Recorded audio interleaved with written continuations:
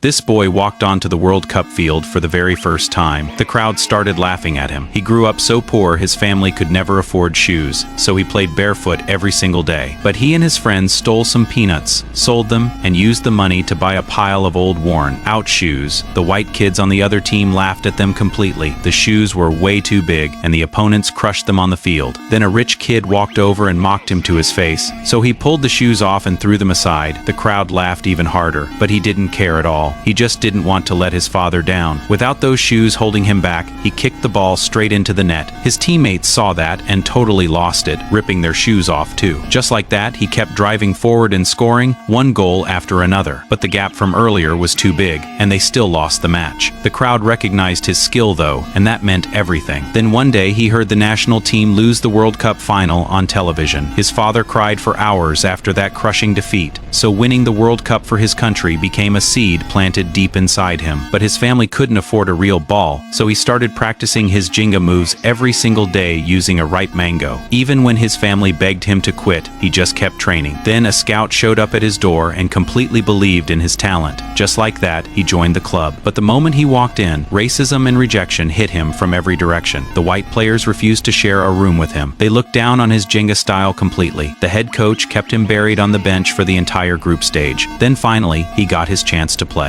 But an opponent used a dirty move and tripped him hard. The pain was totally unbearable. Doctors told him he needed 67 days of rest. His knee injury made everyone on the team convinced he was done for the tournament. But then key starters kept dropping one by one with injuries. The team had absolutely nobody left to rotate, so the coach threw him into the match, injury and all. That brought everything back to that opening moment. But his knee was completely wrecked, and it killed his performance. They reached halftime without scoring a single goal. Back in the locker room, he looked around at his teammates, every one of them battered and broken. So when the second half started, he stopped thinking about the pain entirely. He just started putting the ball in the net, one after another. Just as the final whistle was about to blow, he scored the winning goal and carried his team all the way to victory.